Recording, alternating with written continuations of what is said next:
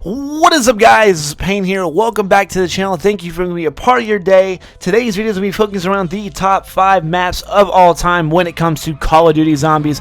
Last week, I made a video asking you guys to click a link to a subreddit on the Call of Duty Zombies Undeaded page, and almost 40 of you guys went there, submitted your own top 5s. Even some of you put like top 10s and top 15s, and that's just freaking amazing that all you guys came out and supported like that. I greatly appreciate it. The next one is going to be the top 5 worst maps of Call of Duty Zombies history, and make sure to check out that link in the description down below to go submit your top 5 worst zombie maps of all time. Now we're going to kick it off today with number 5, and at number 5 is Ascension. Now this map was a little bit different from what we all expected from zombies at the time. First of all, it started off in black and white. Like, that's just insane. Like you're used to normal zombies, a little gloomy, but it had color, and then the game just starts off in black and white right off the bat. Just kind of an innovative new look on zombies that Treyarch tried out. They added a whole bunch of cool stuff like stamina up, PhD flopper. They had the Gersh device, which kind of replaced monkeys, where it was this like portal gun device thing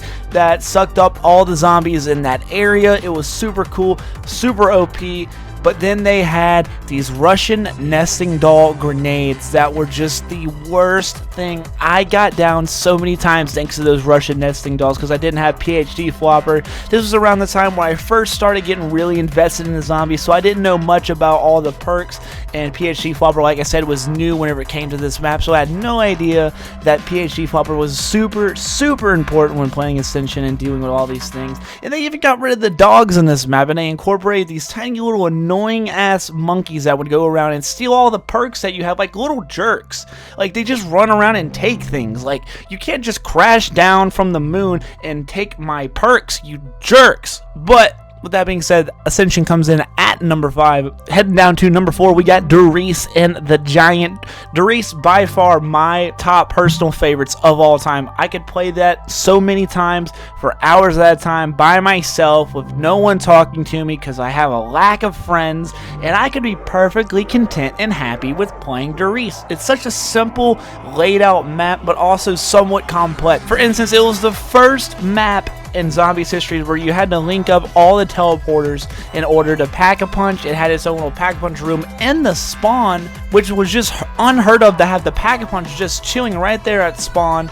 It was so cool, such a cool little design. I liked how it was at this factory, this Nazi factory, where they made all these giant robots. We ended up running through the storyline, and then they brought it back this year with Black Ops 3, the Giant. They redesigned it, they reskinned it, and if you play the Giant and you go back and you look and you play World at War, the Black Ops 1 version of Darius, it tells you so much about how far we've come with the graphics that, like, I used to think that Darius was like the best looking zombies map we ever had. Like, I thought it looked amazing, but now comparing it to the Giant is just worlds apart. If you know what I'm talking about, let me know in the comments down below, because it is a drastic difference. Darius coming in at number 4, leading down to number 3. That brings us up to one of the newest maps in Call of Duty Zombies, the Eisendrache.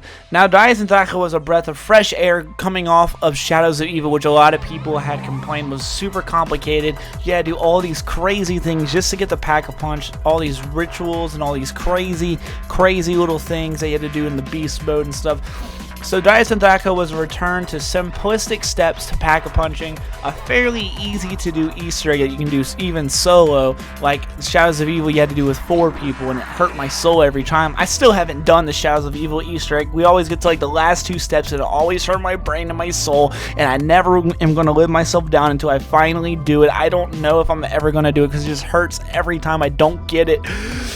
Oh, where's my mom?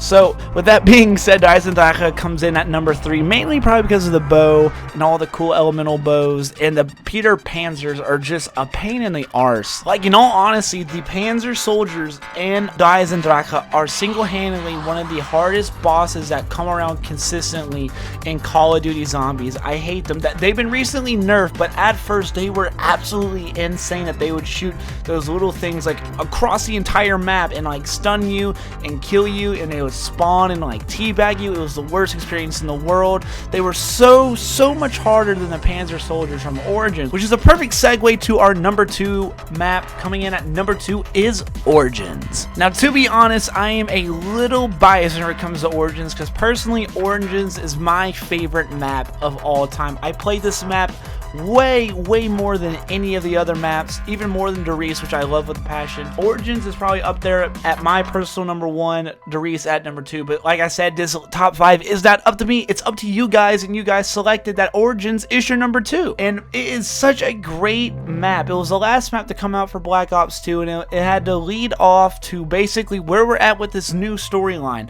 Origins started off what basically started as this long, epic story of premise with these 4 heroes, which are our 4 original characters, being these legendary heroes that fulfilled this prophecy and won this great battle against this ancient evil, which we're now learning about now, and we're unfolding that story as we go into this year's cycle of DLC, which I just can't wait to figure all this out. Origins started it all, introduced the Panzer Soldiers, and let's not forget how awesome it was whenever you first found out about the stats. When you put the little record machine down and you go down under, whenever me and my friend first played this map and we found that under area where you craft the stats, we were losing our minds. And whenever we figured out what the crazy place was, whenever we teleported, it was just mind-blowing. It's like, I'm teleporting in zombies. Where am I going? What is this? This is a crazy place? What do you mean it's a crazy place? Why are things falling from the sky? What are these puzzles in here? Oh god, it was so great. Upgrading those stats were so fun. It had a tank that went around the entire map. It was such a brilliant, great idea of using World War I and introducing our 4 heroes into the canon of zombies. I can't, I could talk about Origins for so long. It is my favorite map. I love it for so many reasons, and I know you guys love it too, but sadly for me, it only came in at number 2. Coming in at number 1, you guys demanded it, you guys voted for it, it is Mob of the Dead. Now, when it came to the amount of you guys voting for Mob of the Dead, it blew it out of the water compared to any other map. And I understand Mob of the Dead is so fun, it's so innovative.